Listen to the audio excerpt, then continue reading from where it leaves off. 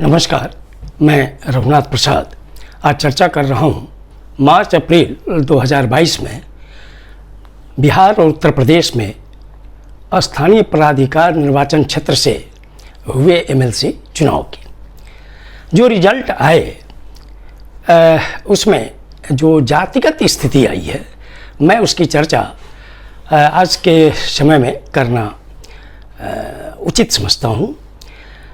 जो बिहार का रिजल्ट आया 24 सीटों का, उसमें राजपूत 6, भूमिहार 6, ब्राह्मण 1, कुल 13 और वैश्य 6, कुल 19 और यादव 5 चुनकर आए। जहाँ तक उत्तर प्रदेश का सवाल है, जो मैंने देखा, जहाँ तक मुझे सूचना उपलब्ध हो पाई, उसमें राजपूत 18, ब्राह्मण 5, कायस्थ 1, कुल 24 और वैश्य 3 मिलाकर ये 27 होते हैं और कुल 36 सीटों का चुनाव हुआ। एक और विशेषता है कि 3 निर्दलीय सदस्य उत्तर प्रदेश एमएलसी चुनाव में जीते हैं और बिहार में 4 निर्दलीय सदस्य चुनकर आए। एक और विशेषता है कि आज के समय में जहां चुनाव में खड़े होने के लिए काफ़ी प्रतिस्पर्धा होती है और सभी राजनीतिक दल उसमें खड़ा करना चाहते हैं, 9 निर्विरोध सदस्य चुने गए हैं उत्तर प्रदेश में। बिहार में तो कम से कम ये भी हुआ कि कई राजनीतिक दलों का प्रतिनिधित्व हुआ, जैसे आरजेडी, जेडीयू, बीजेपी, कांग्रेस और राष्ट्रीय लोक जनशक्ति पार्टी। जबकि उत्तर प्रदेश में जहाँ तक राजनीतिक दल का सवाल है, सिर्फ एक बीजेपी का प्रतिनिधित्व हो पाया। यहाँ तक कि समाजवादी दल, जिसके 111 एमएलए हैं और गठबंधन में वो 125 हैं, उनके एक भी सदस्य निर्वाचित होकर नहीं आ पाए।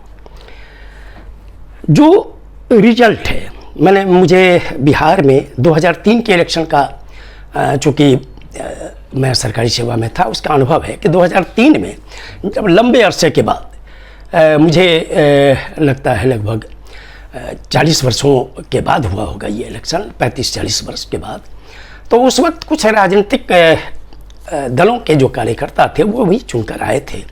लेकिन उसके बाद से जो चुनाव की स्थिति बनती जा रही है, उसमें ऐसा लगता है कि वही लोग इस चुनाव में खड़ा होने का साहस कर पा रहे हैं जो सामाजिक रूप में जो काफ़ी मजबूत हैं सामाजिक स्थिति में, और साथ ही जो आर्थिक रूप से मजबूत हैं, वही इसमें खड़ा होने का साहस कर पा रहे हैं।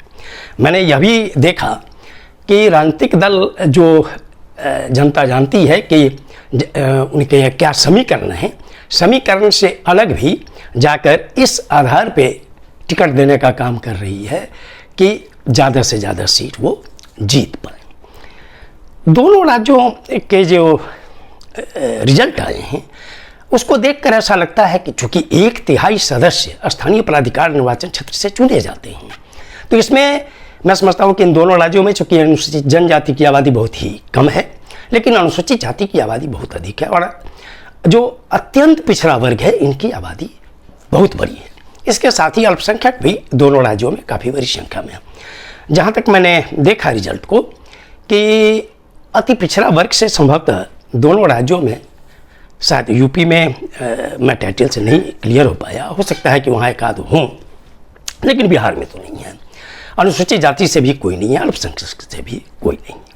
मैं सिर्फ यह तस्वीर इसलिए पेश कर रहा हूँ कि विधान परिषद में जो अब रिजल्ट आ रहे हैं स्थानीय प्राधिकार निर्वाचन क्षेत्र से, केंद्र सरकार को और निश्चित तौर पर इस पर सोचना चाहिए और सभी राजनीतिक दलों को एक मत होकर एक विचार करना चाहिए कि क्या इसमें कोई संशोधन की आवश्यकता है वर्तमान परिस्थिति को देखते हुए, ताकि प्रत्येक राजनीतिक दल के जो समर्पित कार्यकर्ता हैं, जो लगातार अपनी पार्टी के लिए काम करते हैं, क्या वे इसमें जो कमज़ोर आर्थिक स्थिति के लोग हैं, सामाजिक प्रभुत्व के मामले में जो कमज़ोर हैं, उनका प्रतिनिधित्व कैसे इसमें होगा। इसमें चूँकि ये छूट है कि चूँकि इसके वोटर होते हैं पंचायत के वार्ड सदस्य, इसके अतिरिक्त पंचायत समिति जिला परिषद के जो निर्वाचित सदस्य हैं, नगर निकाय जो नगर पंचायत, नगर परिषद और नगर निगम है, उनके निर्वाचित सदस्य।